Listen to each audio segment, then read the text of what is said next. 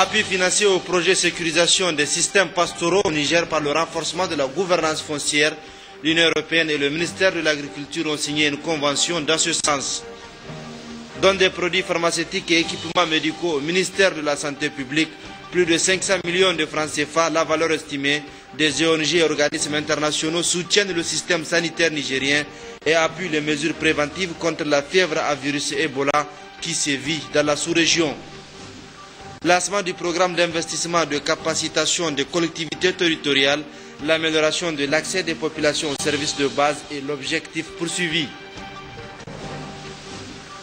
Mesdames et messieurs, bonsoir. Merci de votre fidélité et de suivre ce journal que nous ouvrons avec la primature où le Premier ministre chef du gouvernement, Brigitte Raffini, a reçu ce matin en audience une délégation du Bureau régional des Nations Unies pour l'Afrique de l'Ouest et du Centre. Les problématiques du système pénitentiaire étaient au centre de leur discussion. La substance de leur entretien avec Véronique Wright. Nous avons discuté des problématiques du système pénitentiaire ici au Niger et aussi dans les autres pays voisins de la région du Sahel. Parce que nous sommes, ma délégation et moi et l'autre pays du Sahel, nous sommes là pour une réunion sur ce sujet. Nous avons retenu que le gouvernement du Niger est avec le pays et les autres pays sur le problème de trouver les solutions pour les problématiques du système pénitentiaire des pays du Sahel.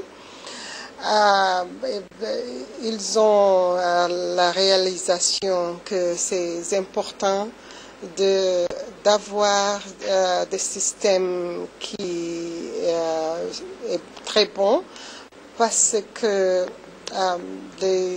les réformes des systèmes pénitentiaires contribuent très important du problème de solutions que nous devrons trouver pour les autres défis, les autres fléaux de crime, comme la criminalité organisée, le trafic de drogue, le trafic d'êtres humains et les autres trafics, ainsi que le problème de terrorisme.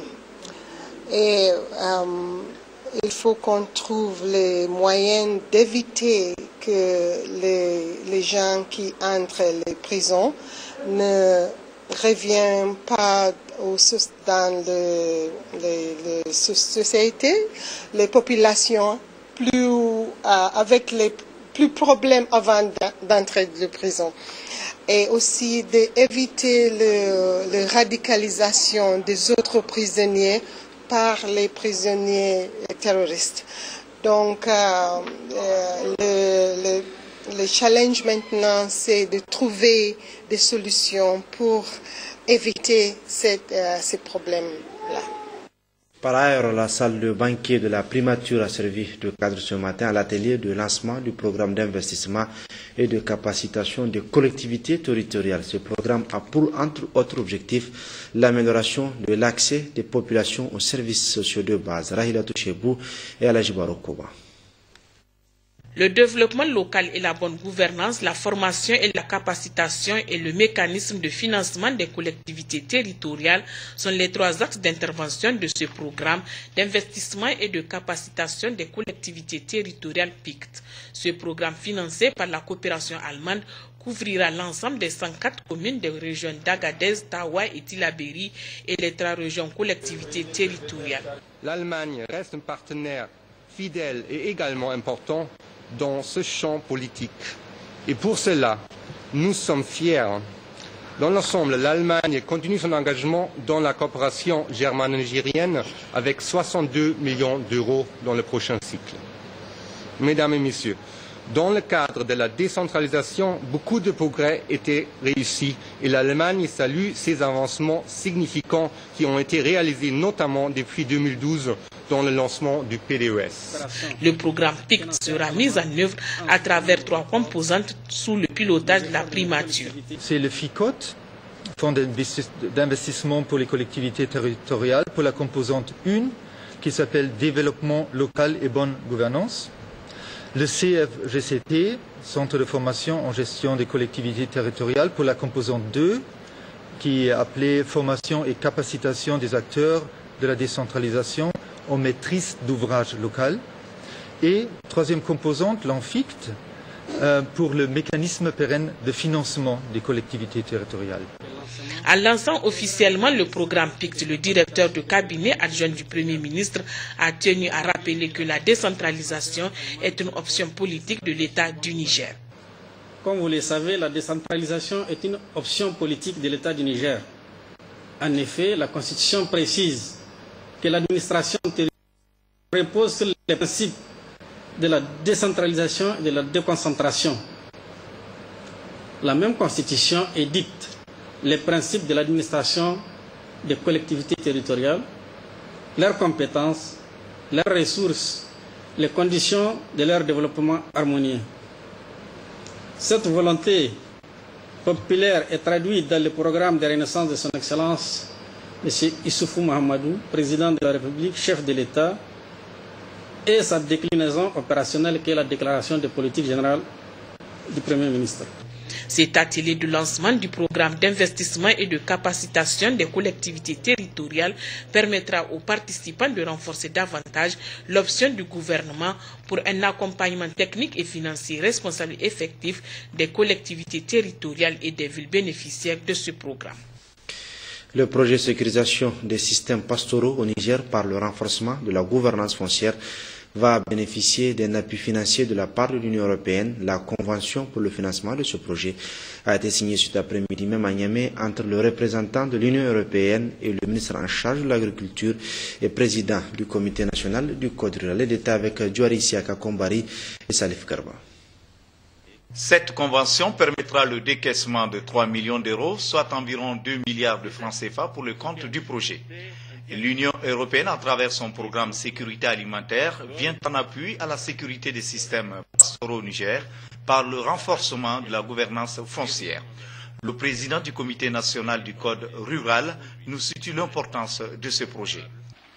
Le présent projet vise à répondre à des préoccupations majeures et s'inscrit dans la mise en œuvre de l'initiative 3N, les Nigériens nourrissent les Nigériens, en particulier l'axe 1 de l'initiative, accroissement et diversification des productions agro-silvopastorales et halieutiques. De manière générale, ce projet donnera l'occasion à notre pays de renforcer son processus de gouvernance foncière et d'améliorer la production en milieu rural. Il permettra d'expérimenter des outils de gouvernance foncière de portée internationale et régionale, notamment les directives volontaires pour une gouvernance responsable des régimes fonciers applicables aux terres, aux pêches et aux forêts dans le contexte de la sécurité alimentaire de la FAO et le cadre et ligne directrice pour les politiques foncières en Afrique adoptées par les chefs d'État et de gouvernement de l'Union africaine.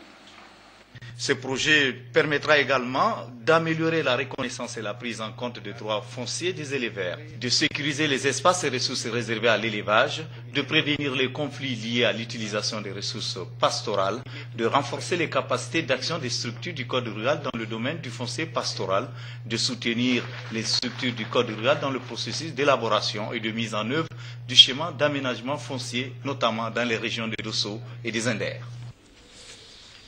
Dans la région de Tawa, les départements de Tawa et Malbaza ont constitué la dernière étape de la mission du ministre de l'Énergie et du Pétrole dans le cadre de la préévaluation de la mission de préévaluation de la campagne agro-silvopastorale et hydraulique 2014. Sandana Tahi et Laolisini. À Madawa et Malbaza, mis à part la pression parasitaire, l'envahissement des couloirs de passage, des aires de pâturage et enclaves pastorales, ainsi que leur colonisation par des champs de culture, la campagne agro-silvopastorale est jugée globalement satisfaisante. Au cours de cette rencontre des cadres présidée par le ministre Fumo Kwegado en présence des autorités administratives, coutumières, communales et autres représentants des couches socio-professionnelles, l'on a noté avec satisfaction les efforts des partenaires techniques et financiers qui se sont mobilisés autour des autorités pour adhérer aux objectifs du programme de renaissance Initiative 3N. Cette synergie entre les intervenants a permis de mettre à la disposition des producteurs de ces deux départements des semences améliorées, des engrais, des produits phytosanitaires, des vivres et aliments pour bétail vendus à prix modéré. Quant aux activités de la mise en place de la maison du paysan, elles se poursuivent avec efficacité, de même que celles relatives à la réalisation des ouvrages hydrauliques. Dans le domaine de l'environnement, l'on a noté d'importantes sommes d'argent injectées qui ont servi à la récupération des terres de culture et aires de pâturage. Le ministre Fumoko Egado a loué les initiatives des collectivités dans le cadre de création des comités de prévention et de gestion des conflits agriculteurs-éleveurs. Il a par ailleurs plaidé pour le renforcement de la synergie entre acteurs. Toujours en appui au programme de renaissance Initiative 3N qui fait de la lutte contre la pauvreté une importante priorité, ONIFAM et PAC 2 ont octroyé 614 moutons aux femmes de la commune de Azarori et le projet d'appui à l'économie pastorale a appuyé un opérateur privé à créer un service de santé animale dans la ville de Madawa pour accompagner ses bénéficiaires. Autre visite, le ministre Fumoko Egado est allé s'inquiéter de l'état d'avancement des travaux de construction de la nouvelle cimenterie de Malbaza. C'est le tout premier chantier lancé par le président de la République dès son accession à la magistrature suprême du pays. Ces travaux avancent à pas de géant, à la grande satisfaction du ministre de l'Énergie et du Pétrole, Fumoko Egado. Bon à savoir, une fois terminée et réceptionnée, cette usine produira 340 000 tonnes de ciment par an, contre 76 000 tonnes seulement, produites par an par l'ancienne usine, dont les équipements sont obsolètes. C'est dire que cette usine est un maillon essentiel de l'économie du Niger, avec 50 milliards de francs CFA injectés chaque année dans l'importation du ciment. À Niamey, cérémonie de réception d'un don de médicaments et matériel hier après-midi au ministère de la Santé publique d'une valeur de 36 millions de francs CFA. Le don est offert par la Fondation islamique internationale de bienfaisance et l'ONG Care and Social Development pour permettre à notre pays de prendre des mesures préventives contre la fièvre hémorragique à virus Ebola qui est aujourd'hui une préoccupation internationale. Ismaël Doda et Issouf Suleiman. Ce don réceptionné par le ministre de la Santé publique vient renforcer le dispositif déjà mis en place par les autorités pour prévenir la fièvre à virus Ebola. Il est composé de 4 hangars d'isolement de 44 mètres carrés équipés de 10 lits chacun, un kit médical, des appareils d'analyse et de concentrateurs d'oxygène. Le tout d'une valeur de 36 millions de francs CFA. Le geste est salué par le ministre de la Santé publique. Pour faire face à la maladie à virus Ebola, qui est devenue une véritable préoccupation mondiale, les pays de la sous-région se mobilisent en vue de prendre toutes les dispositions nécessaires afin de limiter sa propagation. Ce geste si appréciable contribuera sans nul doute à la surveillance et à la lutte contre cette terrible maladie. J'ai nommé la fièvre hémorragique à virus Ebola. Je puis vous rassurer que ce don ira directement aux zones bénéficiaires et un suivi régulier sur leur utilisation sera assuré par nos services. Les donateurs, à savoir l'ONG Care and Social et la Fondation islamique internationale, interviennent au Niger dans divers domaines humanitaires en vue d'apporter leur soutien pour le bien-être de la population nigérienne. Ce don qu'ils ont remis va permettre au ministère de la Santé publique de barrer la route à cette maladie qu'est la fièvre à virus Ebola. Ainsi, ce don sera destiné aux entrées principales du Niger, à savoir Gaïa, Koni, Makolandi et Yassam, et dont l'acheminement et l'installation sur les différents sites seront assurés par les deux partenaires. Cérémonie de remise officielle hier après-midi également dans les locaux du ministère de la Santé publique toujours, d'un important lot de matériel de produits pharmaceutiques et d'équipements médicaux d'une valeur d'un peu plus de 500 millions de francs CFA, dont de la République française à travers le fonds Muskoka en partenariat avec l'UNICEF destiné aux formations sanitaires du Niger. La cérémonie s'est déroulée en présence de l'ambassadeur de France au Niger et de la représentante de l'UNICEF, Khadijatou Hassan et Issouf Suleiman. Cet appui du fonds français Muskoka entre dans le cadre de la politique de gratuité des soins pour les enfants de moins de 5 ans et pour les femmes enceintes initiée par le gouvernement du Niger. C'est donc pour accompagner ce processus que ce don a été offert au ministère en charge de la Santé. Ce don se compose de Médicaments pour la prise en charge des 3 maladies principales qui menacent la vie des enfants de moins de 5 ans, à savoir le paludisme, la diarrhée et les infections respiratoires aiguës des voies basses. Il se compose également de 60 000 kits pour les femmes enceintes, de tables de réanimation pour chacune des 12 maternités de référence, de 120 ventouses à destination de 100 CSI type 2, de 20 kits de césarienne destinés à 1000 femmes enceintes, de 20 motos et enfin d'un véhicule Toyota Hilux affecté à la direction de la santé de la mère et de l'enfant qui assurera le suivi et la supervision des activités au niveau décentralisé. L'ambassadeur de France au Niger, Antoine Anfré, a dans son allocution indiqué que le fonds français Muskoka est créé en 2010 au Canada et a pour objectif principal de réduire la mortalité maternelle, néonatale et infantile et accélérer l'atteinte des objectifs du millénaire pour le développement 4 et 5. En réceptionnant ce don, le ministre de la Santé publique a témoigné toute sa gratitude à l'endroit de ses partenaires qui ne cessent d'accompagner le Niger dans ses efforts d'amélioration des conditions de santé des populations nigériennes. L'appui de la France au Niger est important, mais l'appui de la France au secteur de la santé est très important, je dois dire. Il s'agit de réceptionner ces motos, ces voitures, ces médicaments qui vont servir dans nos formations sanitaires. Dans nos formations sanitaires les plus éloignées. Et je sais qu'avec des motos DT4, on peut aller loin. C'est ainsi qu'il a reçu les clés du véhicule Toyota Hilux affecté à la direction de la santé de la mère et de l'enfant des mains de l'ambassadeur de France au Niger. Une façon de dire merci à l'UNICEF et aux autres agences des Nations Unies pour l'appui inestimable qu'elle apporte au Niger.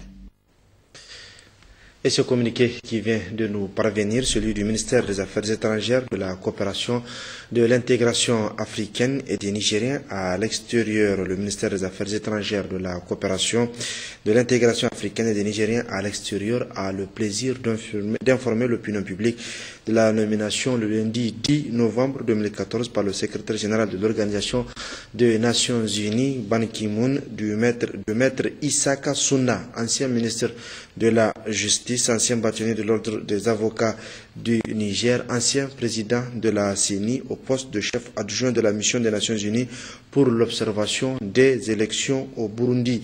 Mission mise en place au terme de la résolution 2137 de l'année 2014 du Conseil de sécurité des Nations Unies. Le ministère des Affaires étrangères, de la coopération, de l'intégration africaine et des Nigériens à l'extérieur se félicite de cette nomination qui s'ajoute à la liste des succès diplomatiques et qui constitue un témoignage supplémentaire de la crédibilité de notre pays et de ses cadres dans les fonctions internationales. Le ministère des Affaires étrangères, de la coopération, de l'intégration africaine et des Nigériens à l'extérieur adresse ses vives félicitations à Maître Isaka Sunna et lui souhaite plein succès dans ses fonctions.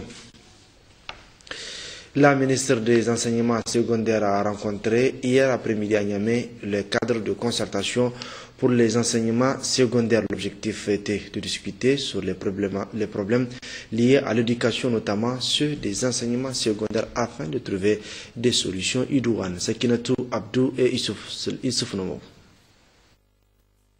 Cette rencontre qui a regroupé les élèves, les différents syndicats des enseignants, les parents d'élèves, la société civile active en éducation, mais aussi les responsables du ministère des enseignements secondaires, est une occasion de discuter des préoccupations du secteur des enseignements secondaires avant de se pencher sur un certain nombre de points inscrits à l'ordre du jour. Un mois ou un mois et demi après cette rentrée, qu'est-ce qu'on a constaté? Quelles sont les réalités du terrain? Qu'est-ce qui se dégage, et profiter par la même occasion, recueillir aussi vos observations et vos suggestions. Nous aurons aussi par la même occasion à vous parler justement de certains points relatifs au programme, le programme donc de l'enseignement secondaire, notamment pour ce qui concerne l'histoire géo, mais aussi la dictée au niveau de BPC. Et nous sommes convaincus que vous allez nous aider en tout cas à avoir beaucoup plus de clarifications, mais aussi des suggestions qui vont nous permettre à rendre ça opérationnel. Il sera aussi question à l'issue de cette réunion de l'uniformisation de l'évaluation au niveau du secondaire. Parce que nous avions constaté dans certaines matières ou bien au niveau de certaines disciplines, il y a des décalages. Alors comment uniformiser ces acquis, comment uniformiser ces différentes formes d'évaluation pour permettre à tous les élèves du secondaire de profiter, n'est-ce pas, de leur apprentissage dans de bonnes conditions. Cette réunion permettra sans doute à ces acteurs des enseignements secondaires de trouver des solutions pertinentes à même d'améliorer l'éducation au niveau du secondaire. Et au terme de sa mission dans la région de Zender, le ministre de l'Environnement, de la Salubrité urbaine et du Développement durable a présidé une rencontre d'échange avec les cadres relevant de son département, M. Jemila Amadou et Lawali Babali. Au cours de cette rencontre d'échange entre la délégation du ministre de l'Environnement, de la Salubrité urbaine et du Développement durable, plusieurs points ont été débattus.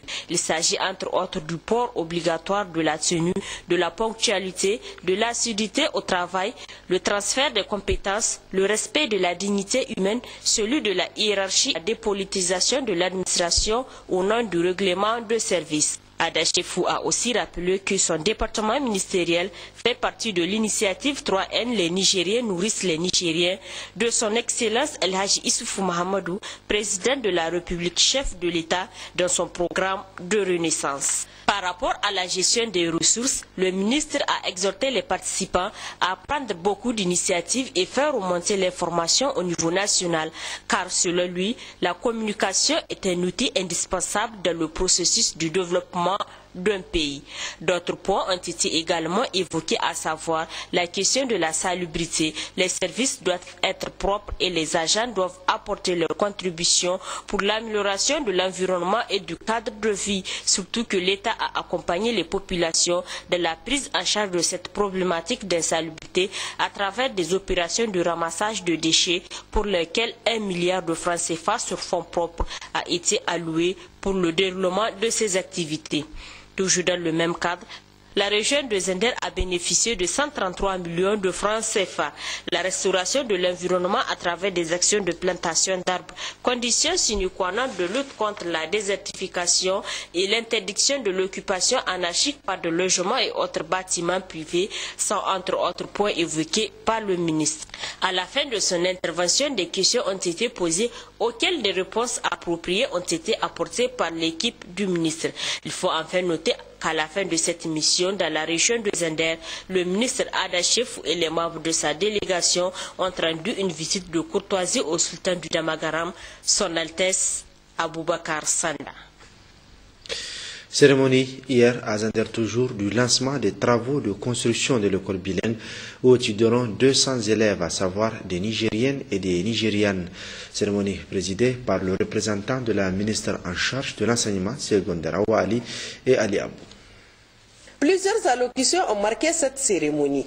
Après les discours de bienvenue du deuxième vice-président du Conseil des villes de Zender et du secrétaire général de la région de Zender, Harouna Asakale, intervient ensuite le président du Conseil régional de Zender, Moutari Ousmane, qui, dans son intervention, a d'abord rappelé que cette cérémonie constitue l'aboutissement d'une requête adressée à l'État fédéré des Kano depuis plus d'1 an à l'occasion de la visite en mai 2013 des parlementaires du dit État dans le cadre de la coopération sud-sud.